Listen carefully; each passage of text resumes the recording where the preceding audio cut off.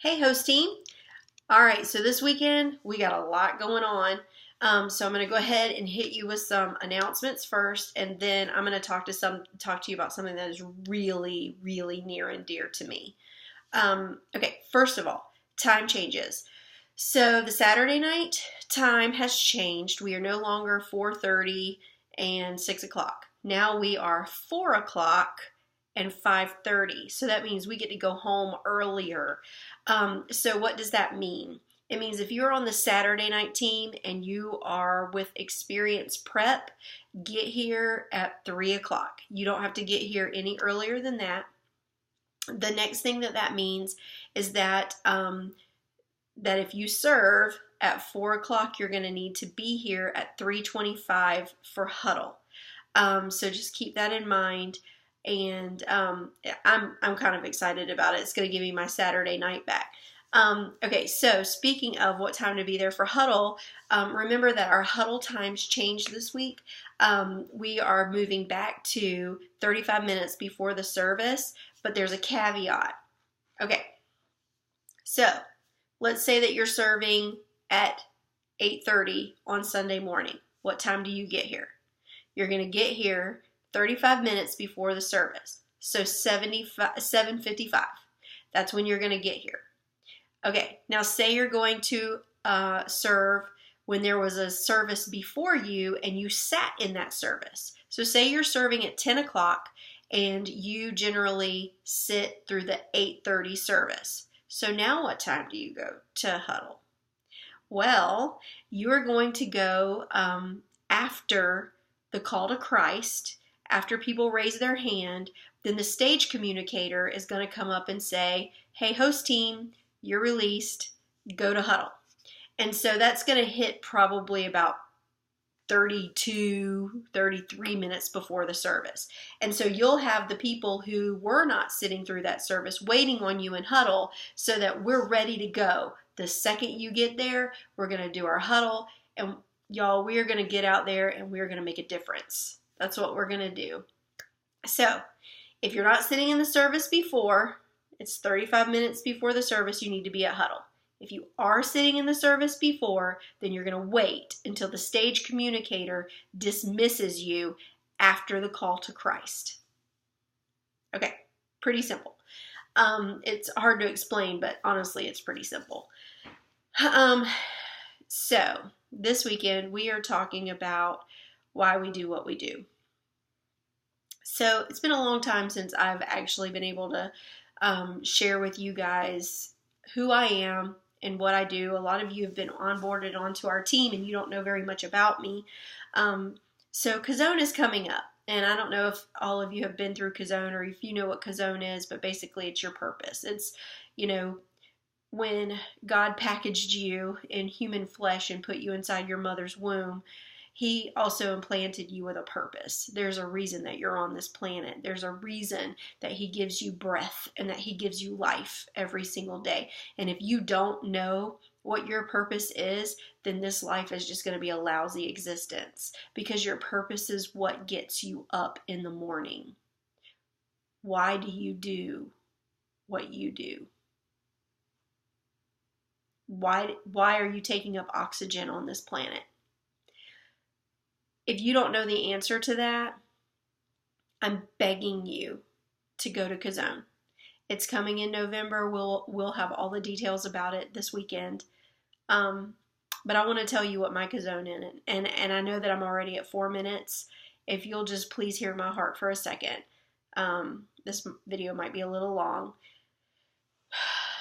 This is why I do what I do. This is why I left my family in Savannah, Georgia, to come to Oklahoma after being in Georgia for 40 years.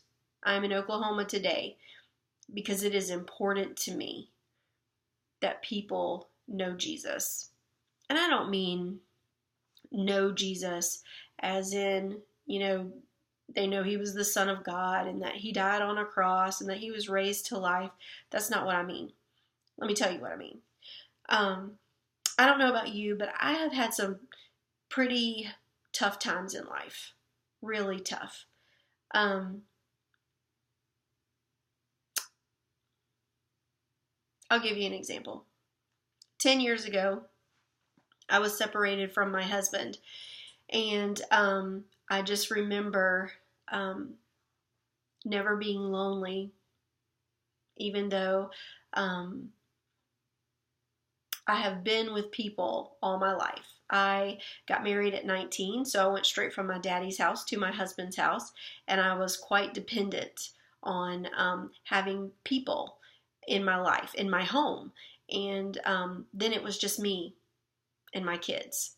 And I was, I didn't know what to do. And you would think that would be the loneliest time of my life, but it wasn't, because I would go to bed at night and I could just feel Jesus wrap his arms around me. And that was when I really, really, really understood what it meant to truly know Jesus. He became the lover of my soul. And people get freaked out about that term because it, lover incites sex. But it's so much more than that. It's intimacy. It's no matter what is going on in your life, it's knowing that there is a Jesus there in your heart that is going to cover you and protect you no matter what is happening. This is why Paul says, I have been stoned to death. I have been shipwrecked. I have been bitten by a snake, a venomous snake. And he lists probably 20 things that none of us have experienced. And he says, but yet through it all, I have learned to be content.